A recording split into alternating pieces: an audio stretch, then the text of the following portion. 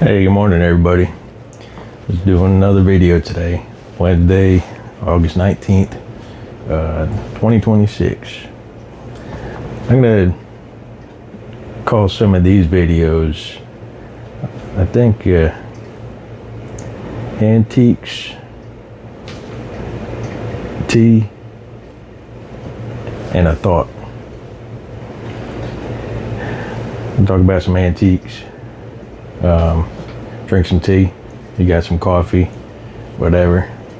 I switched to tea a while back, and a couple thoughts, or a thought maybe on antiques, antique business, or just whatever. So the first one I thought I'd start off with is, over the last 14 years, I was working as a tire builder for a big tire manufacturing company that over the last few years have been doing some layoffs and buyouts, which is just kind of like a severance package type of situation. And they've been cutting back, and now one of their local plants is they're eventually scaling down and going to be closing that plant down. I think they said by the end of next year. So a lot of people, they're going to be losing their job and stuff, and that's why I started picking this up, because this has always been kind of a hobby for me.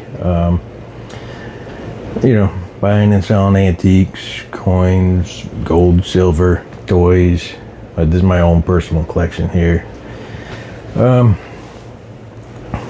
And I can remember when I was younger, going to auctions and running around antique stores, probably causing everybody to have a heart attack or a stroke. Just being, whatever, 5, 6, 7 years old, just being a kid running around.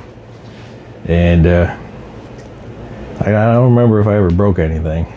I hope not, but yeah, I'm sure I caused a couple people to get their gray hairs earlier.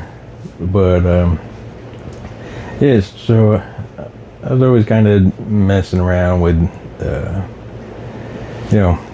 antique type of stuff, or reselling. People, I guess, you're however you want to define it, being a picker.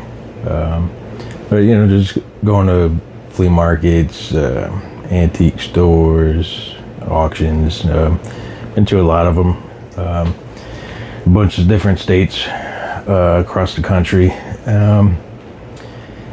So yeah, this one here, I just wanted to talk about some things I've noticed, and especially since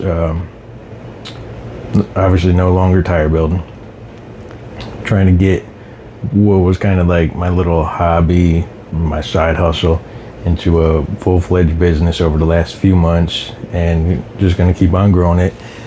And there's a couple little other side things that are in the works right now and should be up and going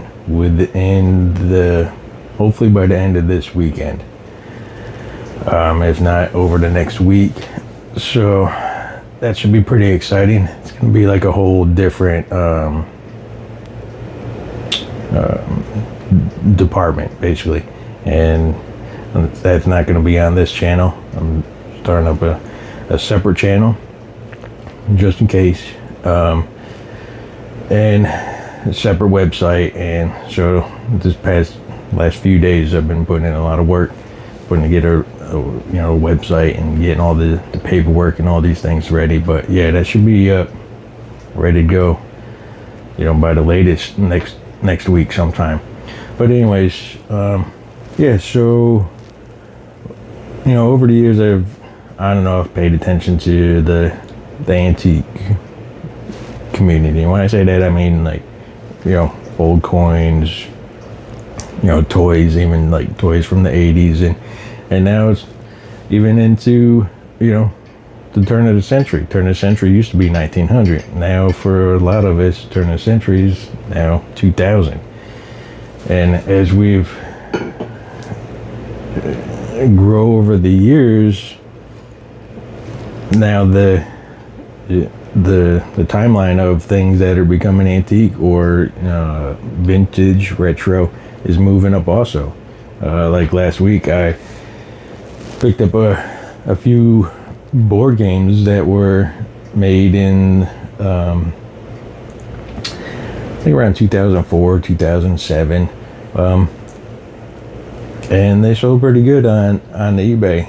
So this is one of those things, and I've noticed some other things too, like Polly Pockets, like those little things. If you've got all the little figurines, they could be $40 to $50 or so. But like now that over the decades you start seeing this new like a new decade or a new category kind of moves into the vintage retro area, and now that's the 2000s. So you think about it, it's 2026. So it's already been 26 years into this new this new age. So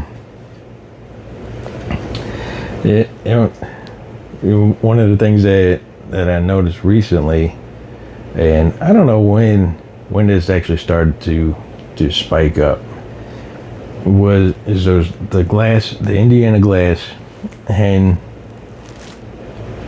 and nest or hen on nest. The glass pieces I've never really been to.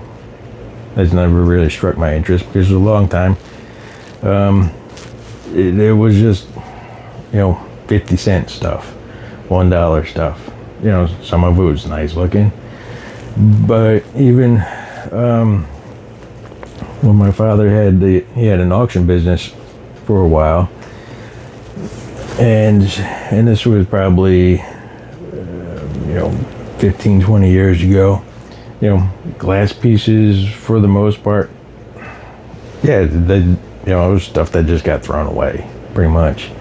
But now, I guess over the last few years or something, I'll put a picture up of it over here, the hen on nest or hen in nest.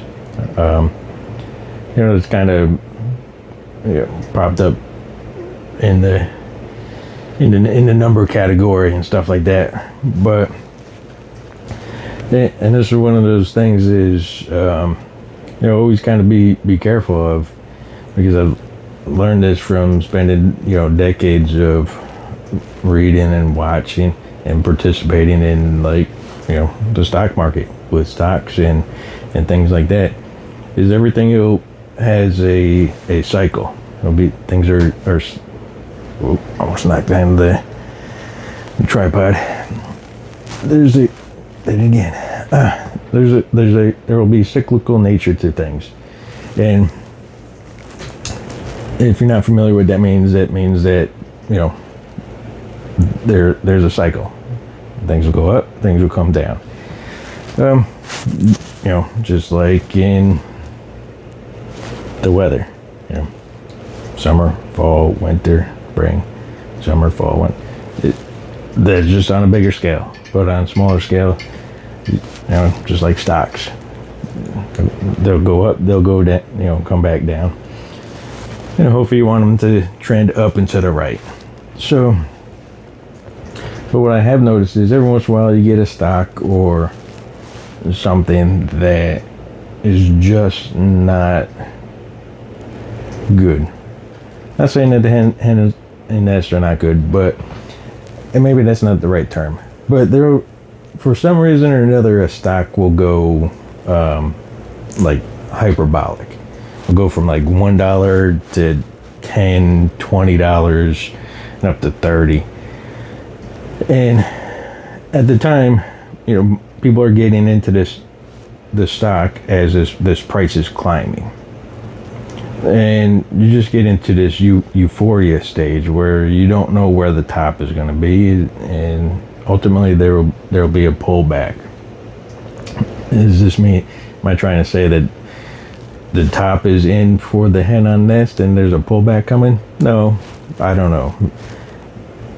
But getting back to the stocks, is usually there'll be a top and then it'll be rather quickly and it'll start to pull back. You might catch a little bit of a signal where it'll, come down and not create a new high and then fail, make a new lower low, and then come down rather quickly.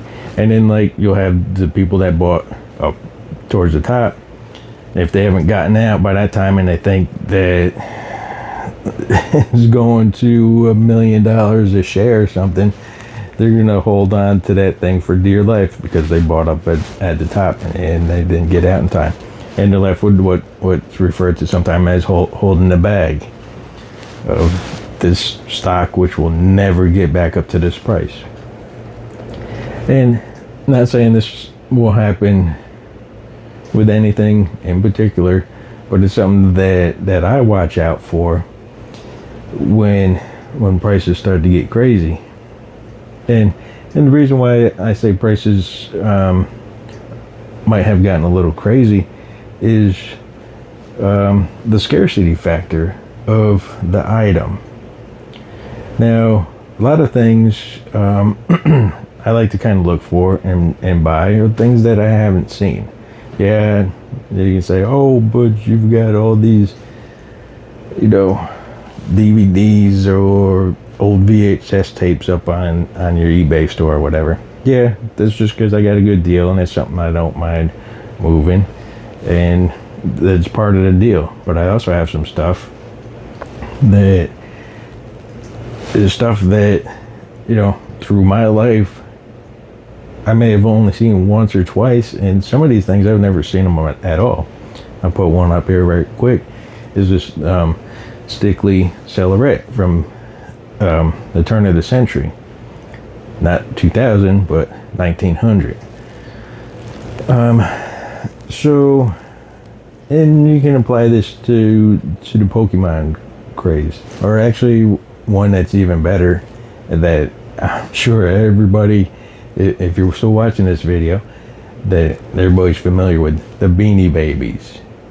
If you've been around for a little bit, you know about the Beanie Babies. And right now, people can't give them away. You might as well just buy them and use them as sponges to clean your dishes or clean your floor with, because nobody gives a rat's ass about Beanie Babies right now. But that was a thing that went crazy, and you have people that buy at the top and then get stuck holding the bag, and eventually they're gonna have to take a loss on it, unless you just wait for whatever amount of time for that item, that thing, that stock, that Beanie Baby, that whatever, to make some sort of resurgence for whoever knows what type of reason. So yeah, and getting back to the hen on nest thing, not to pick on them specifically, but it's just something that I've currently seen, and people are spending good money on these items, but the scarcity factor. Now, I know about 5 minutes worth of information about the hen on nest. I'm not an expert. I have heard people, talking and describing different things. There's fakes, different companies, or so there might be some that are. Oh, I keep on hitting that damn tripod today. So there might be some that have some sort of scarcity value to them, right? But I go to any of the antique stores around here, estate sales, auctions. I can always find one, or in a lot of cases I can find a half a dozen of them. Like, So unless you know the specific one that's scarce, like, and there's a market, people are dealing with that, and that's fine. But for me, that's just something that won't, the price might stop and pull back, because I can find them, just about everywhere. They're all over the place, these henna nests. So, will this be kind of like a little Beanie Baby type thing, where, eventually somebody's going to get hold in the bag, and, that, for me, that's, I kind of like will look at things from that type of perspective, and that's why I don't really either bother with them at this point. And then the same thing, everybody kind of running around right now, chasing these Pokemon cards or whatever. And that's one of those things where, yeah, you will have some scarcity. And once again, I know about barely 2 minutes of the Pokemon industry. I know some of the original stuff could have some value. There's some that are like just worth toilet paper or less than toilet paper, and some that are like up to the moon. And so you have all these new ones that are being printed now. It's kind of like looking back to, the later, like the 80s and into the 90s with the baseball cards. There were some good, valuable baseball cards because of why? Because of a scarcity factor, a limited number of them. But then the companies started seeing people collect these and, trade these, buy and sell these cards. And the companies are like, oh yeah, I want to get a piece of this action. So they ended up making millions and millions of baseball, football, basketball cards in the late 80s and into the 90s. And the same thing happened with the comic books too. And it really destroys the market, because now some of the baseball cards may, some of the sports cards may be picking up, but for the most part, I'll see boxes of them sitting, for $5 or $10, and they're sitting there, and nobody's really buying them. Somebody will, but yeah, it's just one of those things. And companies came in and basically destroyed the market. Kind of the same thing happened over the years with the comic books, Pokemons. They're printing them. They're printing, I don't know how many. Somebody can look it up and get all that information. But it's one of those things I don't get into. So just because it's crazy, and I try to stay away from crazy. And so, but I think some of the Pokemon things, I think some of the companies do print a limited edition. Once again, you got to be one of these experts, checking the company and the number and how many they're manufacturing, because there could be some rare stuff in there.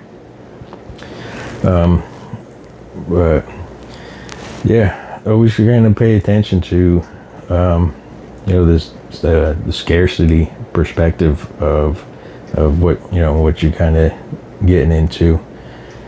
And yeah, I think I'm gonna wrap it up here. Almost 20 minutes.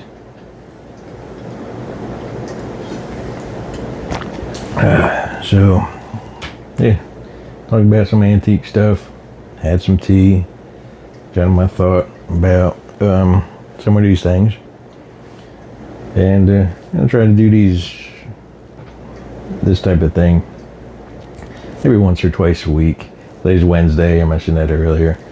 From here on out, the rest of the week, for me, is going to get busy. Also got to put some finishing touches on the newer website and get that ball rolling and finish that up. There. I don't know what I'll talk about next time, but it'll probably be a last minute thing, and then just kind of wing it like this here. No script or whatever, just sitting around talking. And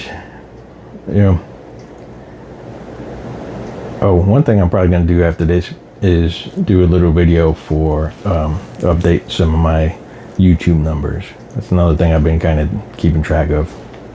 So you'll probably see another video, and it'll be about specifically YouTube stuff.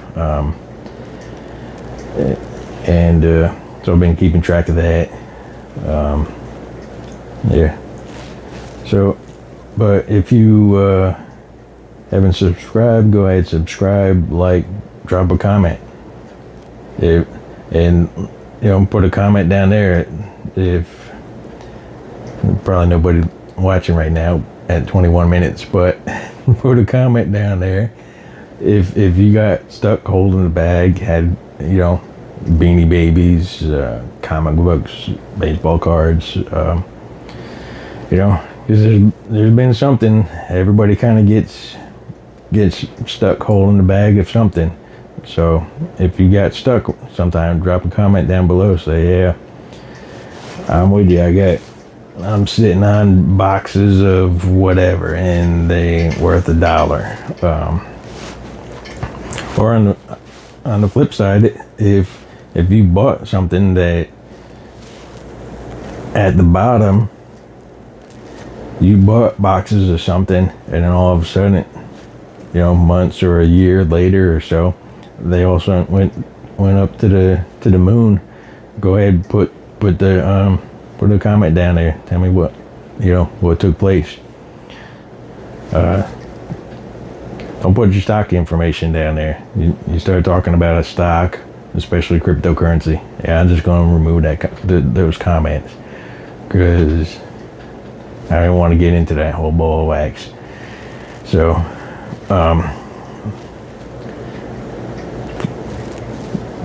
don't put your stock in crypto bag information down below, because I'll just go ahead and delete that. But yeah, I'm gonna get going. I'll talk to you all later. Bye.